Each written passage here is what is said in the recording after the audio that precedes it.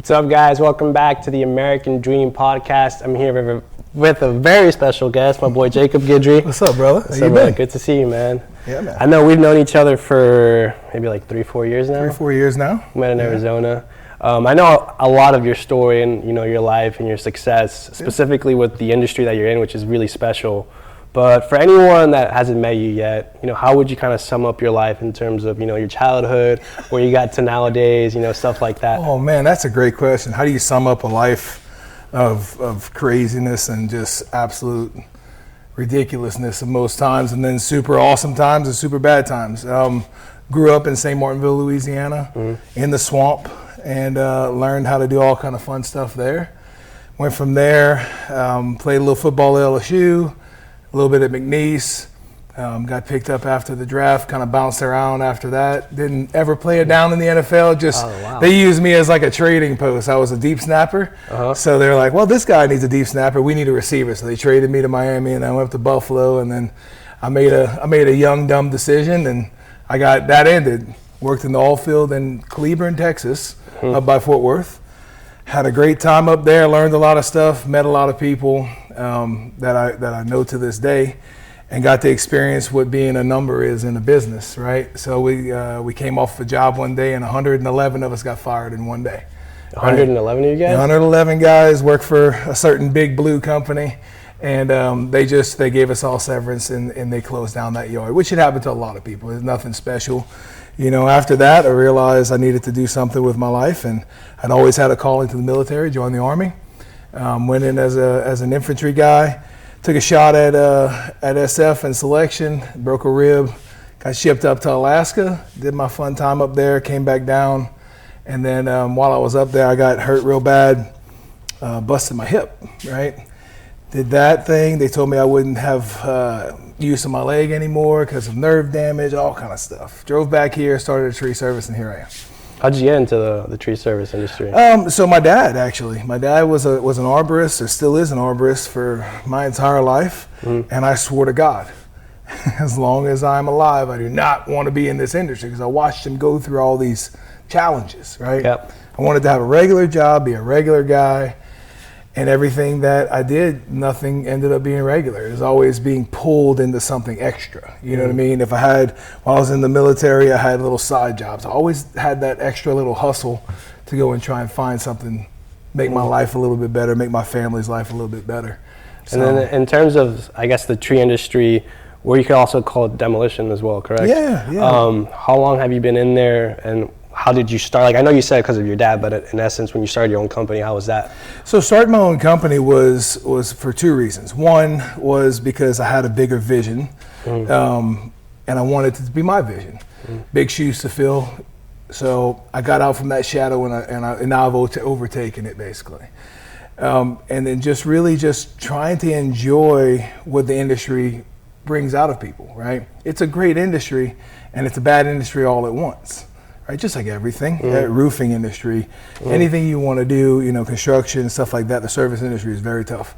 So we've brought out the good in people as best we can, and then trying to make our way through the day. And I know from what we spoke about and from what I've heard, you've run one of the most successful tree industry companies per se, so congrats on that. Thank you. But for people that, they're looking to start up on somewhere, people think they have to dream big, or they have to invent the next iPhone. Something as simple as demolition can make so much money if you do it the right way. So I guess my question to you is, how did you perfect something in a very particular niche and make that just kind of blow up? Well, look, everybody, I was that guy too. When you jump into something, what do you want to do? I want to do everything. What can I do to just make more money, right? And they taught us something in the military is slow is smooth, smooth is fast, right? So one day I sat down and I was like, I'm going in 12 different directions. I'm trying to make money here doing this. I'm trying to do demo here. I'm trying to do trees here. I'm trying to do pressure washing here. I'm trying to do this, and this. And I realized all of this was making me a little bit of money, but I wasn't focusing on what I was good at, right? Sales is my specialty.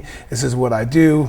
I'm a good salesman in the tree world, and I'm a good leader, I feel, in the tree world as well. So I said, you know what, we're going to stop doing some of these ancillary things. I'm going to push them off to friends and help them grow as well, but I need to focus on my business, my industry, what I do the best. And that was really hard. That was one of those sit down in the morning, looking out of the backyard, come to Jesus meetings like, all right, dude, like, I don't think all this is going to work. What do we do? You know what I mean? Out here. As you're staring at a pile of bills going, okay, I got to make X amount to make the bills for this month. What do I do? What can make me the most amount of money in the shortest amount of time? And focusing on the tree world has really been that thing. So as you were focusing, you're like, all right, obviously I need to donate down to one thing. I know my abilities. I know what I'm good at. Let's make it work.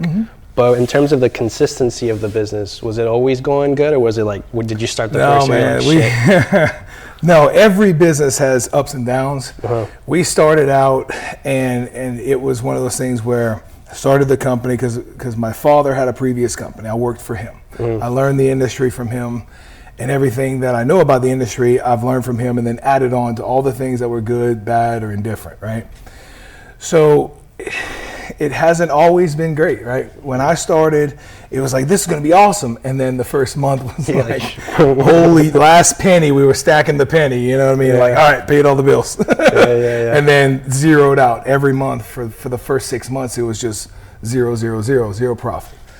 But we paid all our bills. We had enough to live off of. I say zero profit. We had enough to live off of. We weren't buying anything extravagant or doing any kind of crazy stuff.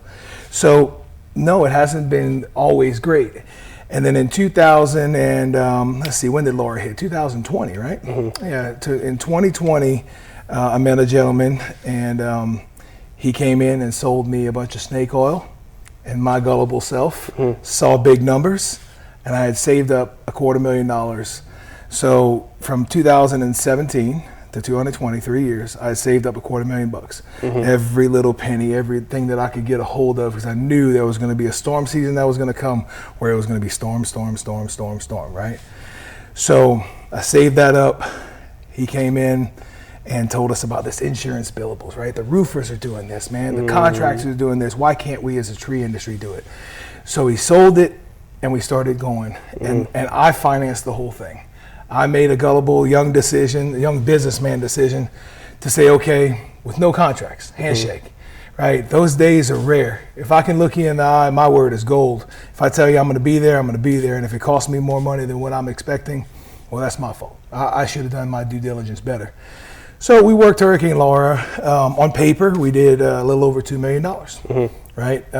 We did not collect $2 million, right? So that year went, Laura, Delta, Sally, Zeta, and there was some other random one that came through. We worked every one of them. And I mean, I didn't miss a storm. Did not miss a storm. We worked everything that we could possibly do, and got taken for a lot of money. Got taken for a ride. And we got done with that year because Laura hit, I believe, in like September or something like that. By February, I had $5 to my name. Right. 2020, right? Which is when we met. I met at Laura. We met at Lake Charles, actually. Yeah, in Lake Charles. And so at the end of that, it was just sitting there. Well, I kept getting told, oh, this is going to get collected, or that'll be collected, and then a little bit of money would come in, and all of a sudden nothing. And then I got ghosted for months and months and months. And so, February, it was like I sat down, I can't remember the exact day, but I know it was on a weekend. And I sat down, I remember looking at my bank account and seeing $5 in there. I went from having $1 million, multi-million-dollar company, to $5, right? How did you deal with that mentally? It was a slap in the face, right? And I got crazy depressed. Right, and I'll tell everybody, like I told you out there, I'm an open book. I've been through ups, downs, lefts, rights, and every angle in between. And I'm not perfect, and I'm not that guy that I would say has figured it all out. But I've been through some scenarios where if certain people are going through, depression and stuff like that, I've been there, right? I sat down and I'm sitting on my back porch and I'm thinking to myself, like, I have 5 kids, I got a wife, we just bought this house that was foreclosed, and we fixed it up. So I put 40 grand into that while we're doing all this hurricane work, right? And so it went through all those emotions, and then I got angry. And then the anger turned into to depression and sadness and all this other stuff. And I sat down and I told my wife, I don't know, what am I going to do? Like, what am I going to do? You know what I mean? This lasted for about a week. I just got in the poor me's, right? And then I realized, like, I've been here. I've had nothing. We started out and every month it was zero. Yeah. Right? So I said, well, I know what to do. So I put my fucking boots on, excuse my language, and I went back to work, right? And we dug out of it, right? And the next year some storms hit, and I made some mistakes there, but we made some money. And then every month we just started putting more away. And, you know, we dug ourselves out of it. I have an amazing wife, an amazing family. I got a great team behind me, people on the side of me. I have some mentors in my life that I can go to say, hey, what do I do? Right? I didn't realize that at the time, because when I started the company, everybody disappeared, right? All the people that I thought were close to me really weren't. And people that came in and used me that I thought were great people, I was wrong. Yeah. Right. So, which as a business owner, we tend to pride ourselves. You're a business owner, reading people, right? You want to think that this person is a trustworthy person. Turns out they're not, right? So it happens though. But no, it hasn't been all great. It's been ups and downs, but mostly great.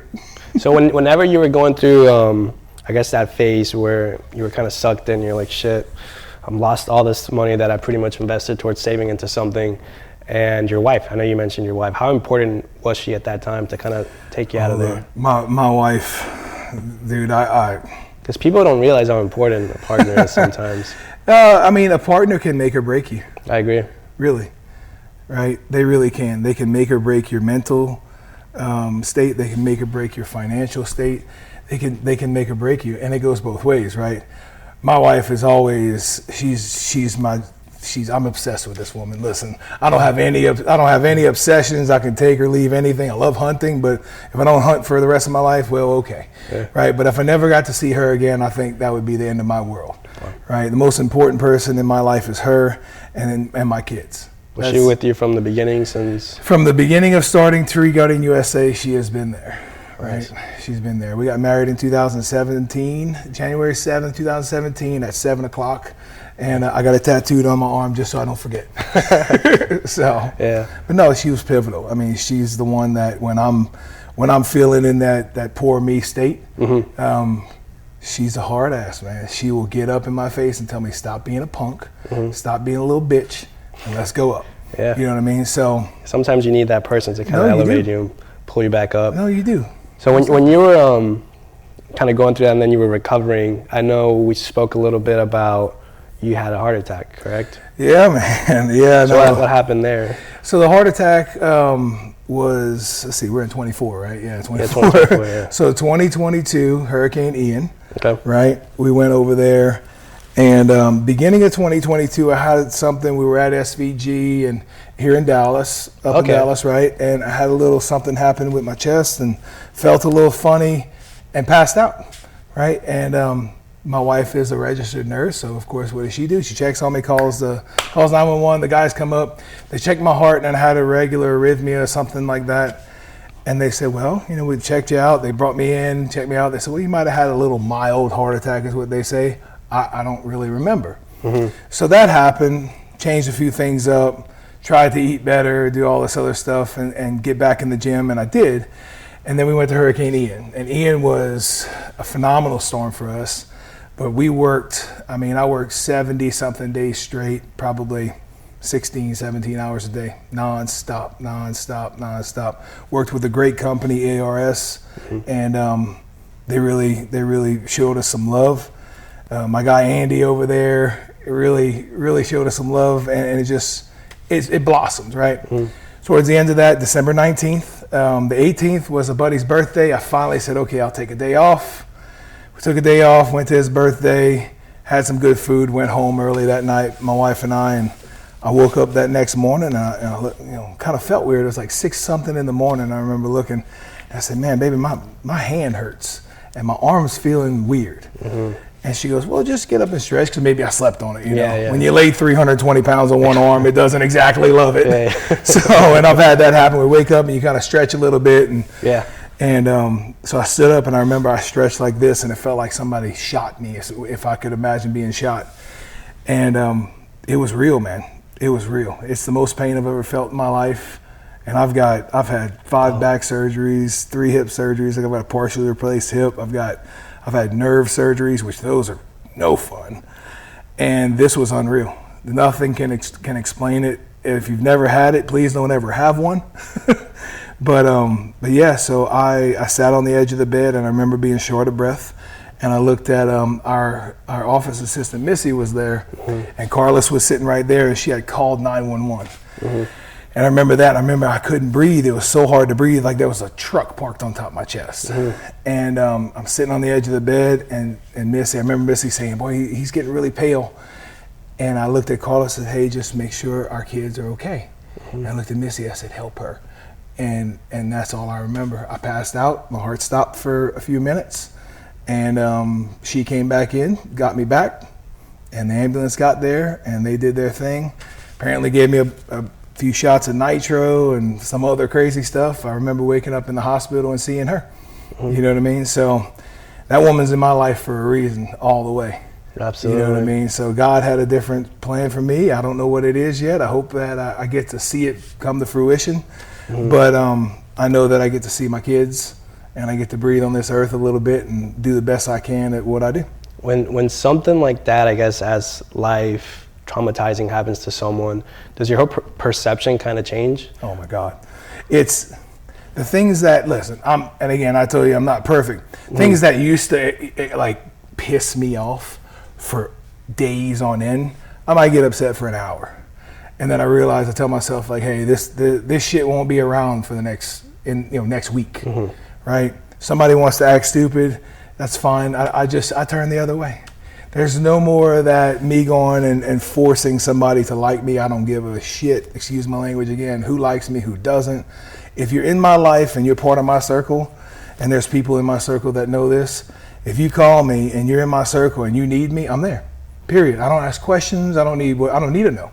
Right? I'm just there, right? And I was just on Facebook the other day. I couldn't take it anymore. I've got so many people that owe me money, that have stolen from me, all this other stuff. And I finally got tired of it. And I try not to put it out on Facebook like that, but I needed to let all these people know, because I've got 2,000-3,000 friends. And people will come into our life just to use me, or use my wife, or use a situation, or borrow things and never give them back, or borrow money or whatever. And I just told everybody, like, if you're not part of it, then you're not going to be a part of it. Right? And if you want to be a part of it, you have to earn your way in. There's no more of this free ride stuff, right? And I would say that, and I was talking to a lot of the younger businessmen. You're a young businessman, right? Be cognizant that everyone out there has the ability to screw you over, right? They do.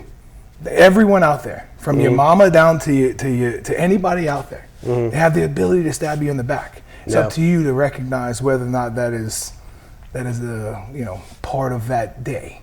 But it's also up to you to allow those people to have that opportunity, right? Just finding that balance, really, it's kind of tricky. Finding the balance, man. It is, and it's such an amazing thing. I listen to great speakers, man. I've really, since the heart attack, I've really, read my Bible every morning. That is the first thing I do before I even put my feet on the floor.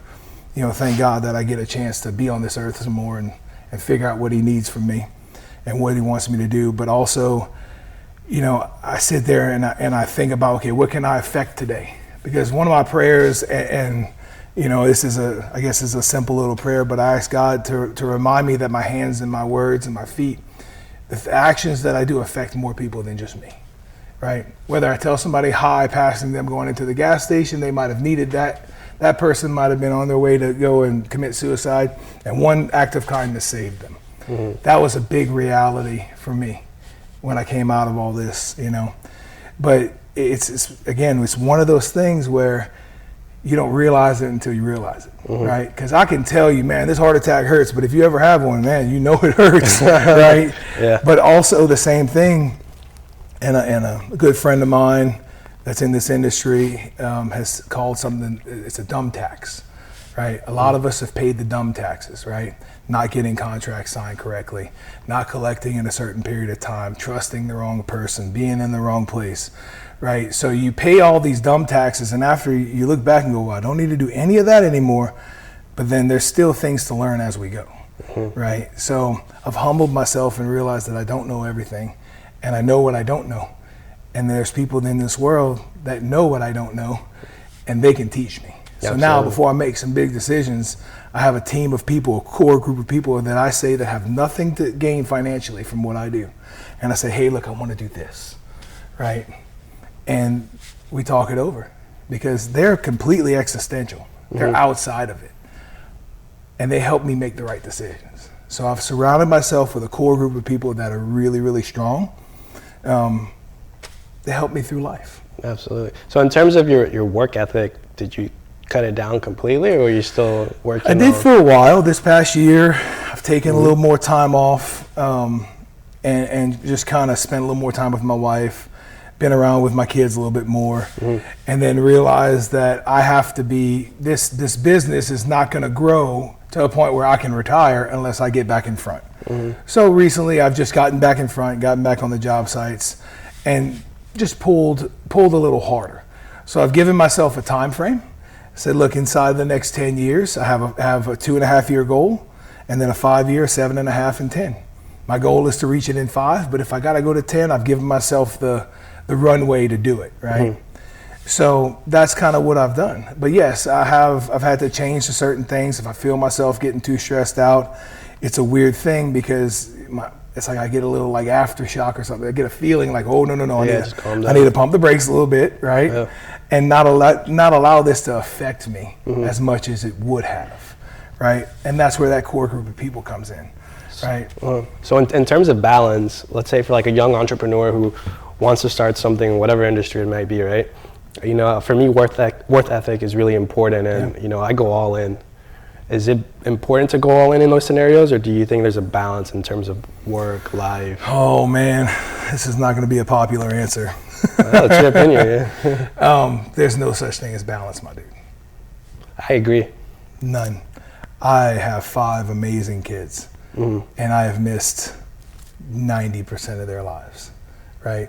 And I hate it, but I've also made the decision that if I'm going to do that, then anything that they want to accomplish, I'm going to make sure that they have the opportunity to. Now, when they become young adults and they want to go and do certain things and they don't want to listen to daddy, look, consequences are consequences. I can't save them from everything. There's evil in this world that I can't be around all the time. Yeah. Right? But I've made a cognitive decision to make sure that if I'm going to miss as much as I miss, then it's going to be worth it. Right? And I think a lot of young entrepreneurs that don't have children or don't have a wife don't understand that, and that's fine because you have the ability. If you're single and running a business, I know a young fella has a great business, man. He probably takes home $500,000 a year. He's young, man, blowing and going, buying Lamborghinis and doing all this other crazy stuff, and that's great, except for the fact that like at the end of the week he's so dog tired because he worked all day Tuesday, then went out Tuesday night, and then he worked all day Wednesday, and then had dinner Wednesday night with this person, that person, this person. There, you know, he's going to burn himself out, and I tried to tell him that, but he's going to learn it, right? But when you have children and when you have people that are special in your life, you do have to be there, right? So that when I'm home, right? When I'm spending time with my kids, I'm spending time with my kids. Now, sometimes I get pulled away with a phone call or whatever, but we make time throughout the year, and my favorite time of the year is last week. Right, Christmas through New Year's, because every year for the last 5-6 years we've taken family vacation, right? Nice. So that is, I get my kids and my wife for that week, and I am there, right? I don't care who calls, I don't care what's going on. If it's a life or death emergency, I'll answer. But if you're calling me about a tree, there's an office number, call the office number. I don't exist for that week, right? And my goal is to take that week and turn it into 2 and turn it into 4 and then turn it into, whatever. So, but yes, I mean, balance is what people preach. You have a work-life balance and all this other stuff. No, if you want to be successful, there is no balance. You either put it all in or you don't get to have it all. I agree 100%. I was kind of, you were mentioning the younger guy that was kind of work hard, play hard. I was kind of in that scenario too, maybe like 2 years ago, 1 year, a little over a year ago. And I was going out. I mean, when you're young and you're single. Yeah, man, have fun. I was having fun with too much fun. So I had to catch myself, I was drinking a lot, was doing drugs, and I kind of needed a wake-up call to where, sometimes you get sidetracked. I think the devil really pulls you away sometimes from the overall goal. Yeah. And, I know what I'm doing is, we're doing some amazing stuff, but it was one of those where I had a couple mentors that I had to talk to on the phone to really, kind of ground me. They're like, dude, this, and that. And I got closer to God again, which was amazing. I think being a young entrepreneur, sometimes it's easily to get diverted. Yeah. So if someone is young and they're kind of in that scenario where, you know, they're making money, sometimes young people are stupid with money, what would you tell them? Sometimes. Most of the time. Look, man, I'm 40 years old. I turned 40 in August last year. I still buy stupid stuff, right? I'm still a big kid. Right? The only difference between men and boys is the price of their toys. Everybody's heard that saying, right? You know, so, you know, rejoice, young man, in thy youth is in the Bible, right? Enjoy it, because let me tell you, when we get older, right, everything starts clicking and hurting, and like you don't move as fast. I don't bounce like I used to. You know what I mean? So I used to be able to go out and go to the gym and never warm up. Like just go sit down, bench 225, and immediately go from 225 to 405 without even thinking. Now I put the bar on, and then I put a 25. Right? I warm up. But I've learned that by doing that, I feel better afterwards than hurting myself possibly, right? So no, man, look, if you're a young guy, young woman, you got a business and y'all are absolutely killing it, enjoy it, because there's going to be a point in your life where you can't. Not that you can't enjoy it, but you won't be able to bounce back as fast, or you have other priorities in life that you need to do. But here's what I got my oldest boy is 22, my second oldest boy is 21, and or 20, about to be 21. And I tell him, look, man, like 20s, everybody says party in your 20s and work in your 30s. No, man, screw that. Work your ass off in your 20s. You can sleep less, you can work harder, retain more knowledge, you can do more in less time. And then in your 30s, you take that money and everything you've stacked up and you start investing and being smart about it, right? Then by the time you're 40 like me, you're not behind the ball, you're way in front of it, right? That party lifestyle is fun, man. You did it, I did it. Everybody I know has done it, right? And it's a good time it's good to go and relax and let everything go. But there's also a responsibility that you have to yourself. Everybody's heard Grant Cardone, man. You have the responsibility to be great, right? You have a responsibility to yourself to be successful. And if you fail yourself, that's on you. You know what I mean? So I've had many opportunities in life, and I've failed a lot, right? But I get up and I stand up and I just put the pads back on and I keep banging until I find a crease. And then I might get a 5-yard gain and I might get a 4-yard loss in next play. But I keep getting up and I keep banging it, just keep banging at it until I hit a touchdown. Where does your work ethic come from? Like that mentality to you get pulled down, you fail, get back up, keep running, keep moving forward. I mean, you could break it down to a lot of things, man. God is one thing in my life that I have struggled with.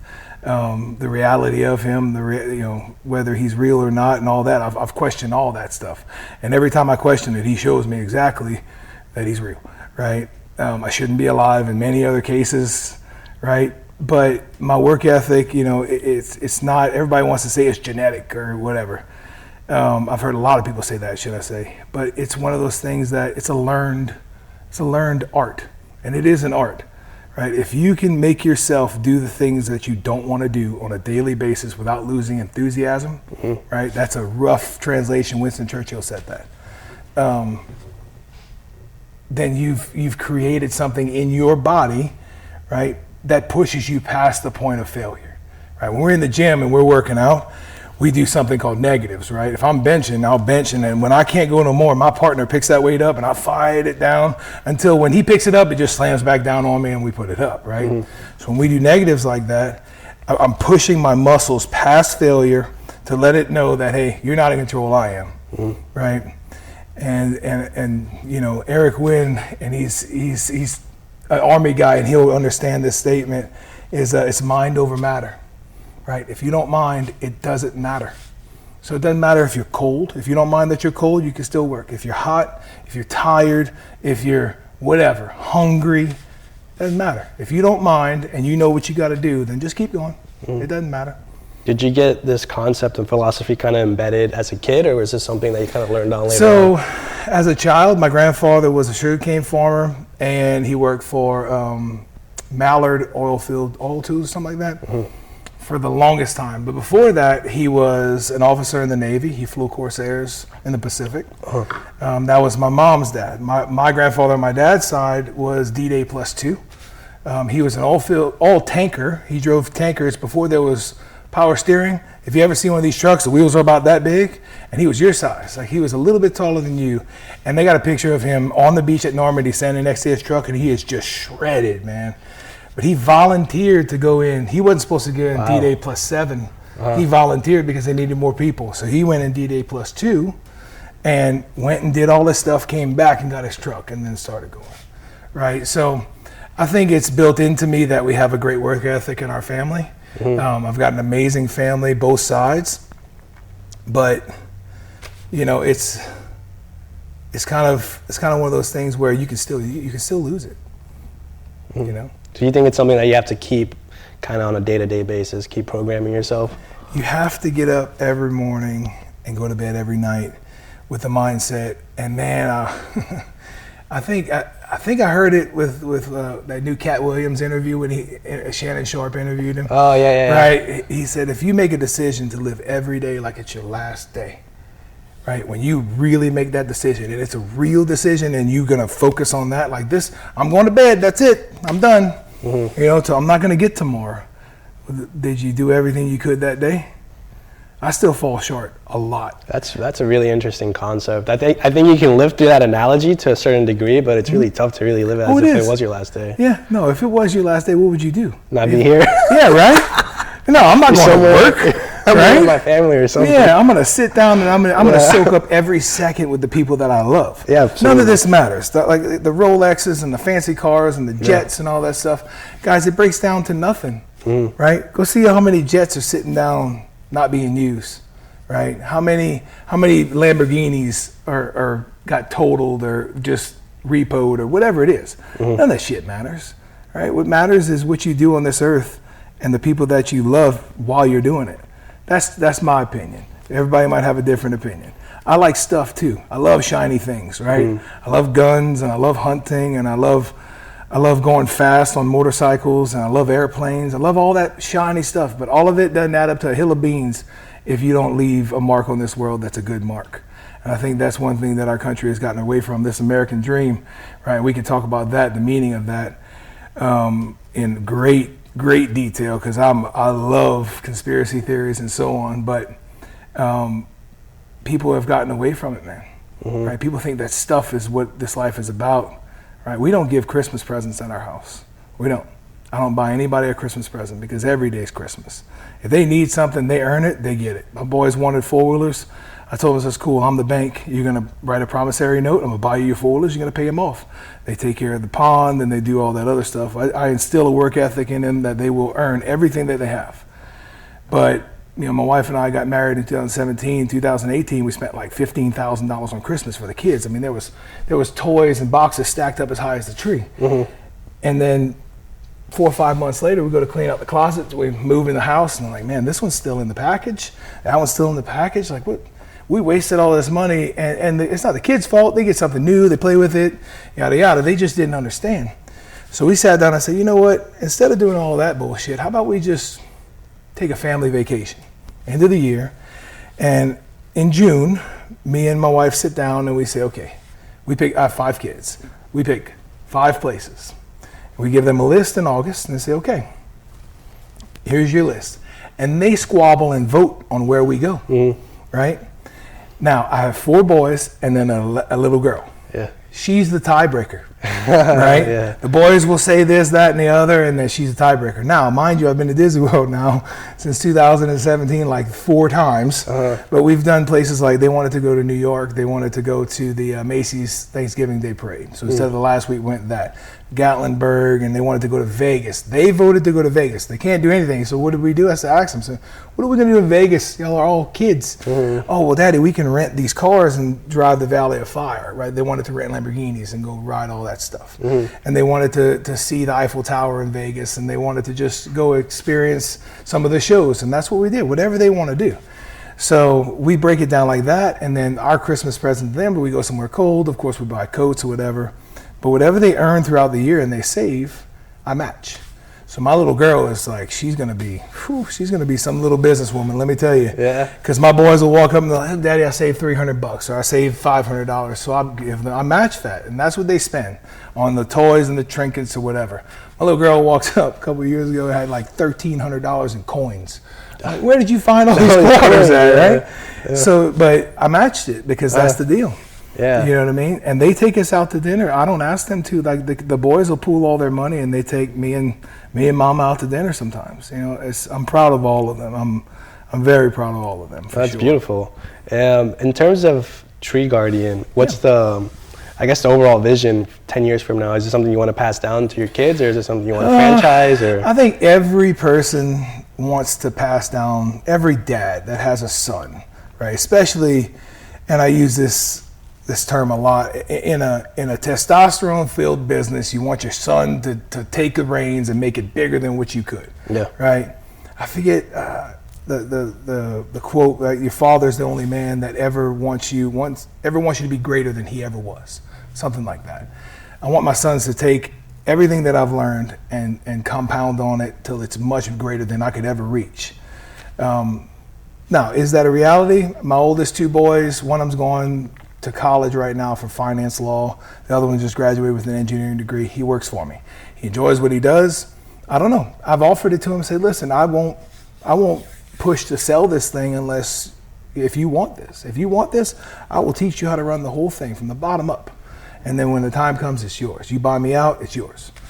So we've had those conversations. I would love that. But if not, you know, I'm always willing to sell. Everything's got a price, man. Yeah. You know? So for the right price, and you tell me I can go hunting more, yeah, I'm out. So in terms of, I guess we touched base a little bit about doing the right thing and how, you know, I had a conversation with Eric too the other day on how, you know, when it comes to going up the ladder, right? You know, some people will stab you in the back to get on top, but you're only there for a short-term amount of time. Whereas if you do the right thing, right, and you work with integrity, you know, respect, manners, it goes a long way. It really does. A lot of people have asked me before, Steven, how do you do this and this and that? I'm true to my word, my character. Mm-hmm. People that know who I am as a person know my values and morals. Yep. You know, am I perfect? Of course, I'm not perfect, but every day I strive to be the best version I can. Yeah. And then having said that, I think it automates to where people respect you. And then that's what takes it to the next level in terms of business. Yeah. How important is it to do the right thing in business to really take you to the next level, especially in the industry that we're in, which is kind of crooked here and there sometimes? Oh man, look, I remember, and I think every business owner can agree or relate to this. I remember my amazing clients, and I remember my horrible clients. Everyone else in between is a blur. We have thousands of jobs. I've done, probably 10,000 plus jobs. And you know, I remember some amazing people and I remember some horrible people. Same in business dealings, right? If I work with a company, this company might be one of the best companies out there, but if he's a dirtbag, I'm gonna remember that he's a dirtbag. But if he's a great guy, whether he's acting or not, I'm gonna remember that, right? Mm-hmm. To me, like I said earlier, my word, if I don't have my word, I don't have anything, right? If I tell you that the sky's purple and it's blue, but I believe that it's purple, right? I might be wrong, but I'm gonna die on that sword believing that it's purple because that's just who I am, right? Now, there's a reality that mixes into all of that as well, but doing the right thing is imperative, right? I do believe in a little bit of karma, and I believe in the universe comes back at you. And there's some guys, that guy that took advantage of me, he's going to prison here pretty soon, right? Yep. So it's going to catch up to you, right? Everything done in darkness will soon be put to light, right? So that's in the Bible too, I think. That's right. Yeah. So, and I'm not a Bible, I read it, I'm not the best at it, so I might have misquoted some stuff. Yeah. But the general gist of it is, right? Something like that. If you hide something, if you steal from somebody, trust me, it's going to come back around. I believe that heavily. I got a thing in Fort Worth, Texas right now where somebody owes me a tremendous amount of money, and well, it's coming back around to bite them, buddy, because we won. Mm-hmm. Right? We got our judgment, and I'm going up and get my money, or I'm taking the land, one of the two. But when it comes to that kind of stuff, and you know him, right? When it comes to that kind of stuff, doing the right thing is imperative, right? If you want to be in business for any length of time, right? If you're coming in and you're in and out in 5 years and you want to screw over a bunch of people and then disappear to somewhere where nobody ever sees you, we know a guy like that too, right? Yeah. Right? I wish I could start just dropping names, man. It's going to happen. I'm going to call you. When my lawyers say, Jake, hey, the collar's off, bro, I got a list of stuff that people owe here, that, and the other, and all this dirty business, right? We can have a lot of fun. It's a whole different podcast. Yeah, a whole different podcast. But no, doing the right thing is imperative, right? Because as a business owner, you affect, remember, my hands, my words, and my feet affect more people than just me. And I live by that. And it helps me remember that the little old lady that couldn't afford to take the tree off her house in the hurricane is getting taken advantage of by the insurance company, and I do it for free. Or I'll do it and I'll tell her, hey, look, you sign this, I'm going to go and collect. If they don't pay me, well, okay, we're good, right? I try and help out as much as I can. Hurricane Ian, we did a little over $250,000 in just pro bono work. Pretty much every hurricane for the last, since, Hurricane Michael, we've done at least $100,000 in just free work. People that can't. People that actually deserve it, which is the hard part, because some people just don't want to pay, right? I made the mistake in Hurricane Delta putting out a blast, an email blast. Like, if you know anybody that needs help or free tree work, please let me know. Man, I bet you we got 1,000 emails the first day. Yeah. And it's just people that don't want to pay for it. Take advantage of it. Yeah, take advantage of kindness. So after that, we put some checks and balances in place, and we try and help out, cancer patients and veterans that are just down on their luck. You know what I mean? We offer free help and get people to the right people, right lawyers if they're getting taken advantage of by their insurance company, because you know this, 99% of homeowners have no clue. Most homeowners like, here's your insurance policy, and they decide, read nothing. You know what I mean? And I was that guy too before I started dealing with insurance companies. So, and if anyone that's watching and you would kind of give them a message, like a last message in terms of life, family, personal stuff, business, what would you kind of sum up, something that you really want them to know you as? Oh man, that's a tough one. Thank you. No pressure. Yeah, no pressure. Okay, well, there's two things. My favorite verse is Psalms 23, right? Everybody knows that verse. Lord is my shepherd, and I can quote the whole thing word by word. Quote it. Just paraphrase it. Well, you got me on point here, but yeah. So some people don't know the verse. I'd have to pull it out. See, you got me nervous up here. But no, I mean, Psalms 23 is something the Lord is my shepherd, right? And the next verse is, I shall not want, right? Everybody, I fight a lot in life because I want certain things, and I have to realize that it might not be God's timing for me, right? I want this or I want that, and I just keep banging in the walls. And after the heart attack, it's one of those things where it's like, when I hit a wall one time, okay, well, maybe I need to hit harder. I'll hit it really hard the next time. If I don't break through it that time, I go, okay, God, I'm going to back up. I'm going to go this way. When you're ready for me to have this, then I'll have it, right? One thing is that I just was blessed enough to purchase a ranch in Tennessee. That has been an absolute lifelong dream of mine. And I've tried to buy, like we've put offers in on 30 different places before I met my wife, right? I've put offers in land from 30 acres to 15,000 acres. And it just never fit. Something always went wrong every single time. And this last one, it was so smooth. And when I went out there with my family, I realized like this is what he was saving for me, right? And I got such a great deal on it. It doesn't exist anywhere else in the country. It's got everything that I want. It's got, I own the mineral rights and the timber rights, which is rare, right? It was just one of those things where God's like, hey, look, like this is what I had. This is what I was saving all this stuff for you. I stopped you from doing all this because this is where you needed to be, right? So I do believe that in my deepest part of me that God is still guiding me down this road. And I guess the other thing is I have a little Latin phrase that says non ducor duco. It says I am not led, I lead.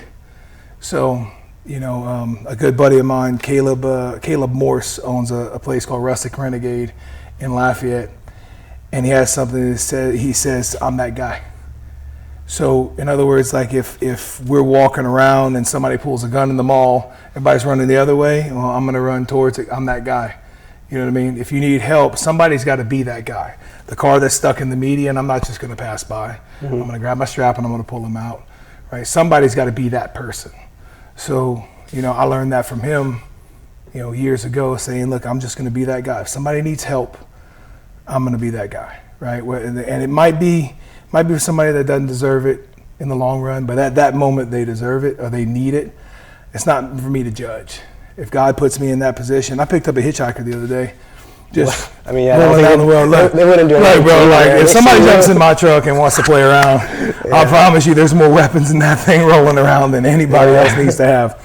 But I picked up a guy the other day, and I only brought him. I want to say, where'd I bring him from? Henderson. He was walking on the Chaffalite Basin Bridge. Yeah. And I just, I saw him. He was carrying a trash bag. I stopped. He runs up. He throws the bag in the truck. I said, where you going, man? He said, well, I said, I'm going to Baton Rouge. He goes, well, if you can bring me there. He said, I'm going to Florida. I said, well, look, I'll bring you to, I brought him to the pilot by, oh my God. Anyway, in Denham Springs, right there by Bass Pro. We don't recommend it just anyone. No. Yeah, especially it's a strange world these days. Yeah, it is. But something told me to pick him up, and come to find out, he was part of the 509th, which is what I was in, right in the military. He had just got out, young kid, just got out, has no family, no money, no nothing, right? And military guys, when most military guys, and Eric can tell you this, the transition out is just absolute crap, right? It's gotten much better since a long time ago in Vietnam. When the guys came back from Vietnam, they were hated, but my uncles and all them. But so anyway, we talked to him and offered him a job. He goes, well, no, he said, I'm going down to Florida because I got a job opportunity working on one of the cruise ships. He just, nobody wanted to bring him. So I bought him a bus ticket. I said, dude, instead of walking, let's go to the bus, right? So I bought him a bus ticket, and last I've heard of him.